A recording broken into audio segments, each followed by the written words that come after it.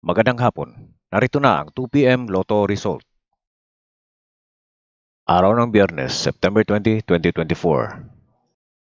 Sa 2D Lotto 2 p.m. draw. 12 and 11 in exact order.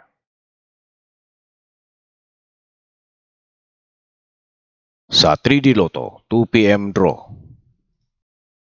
9, 2,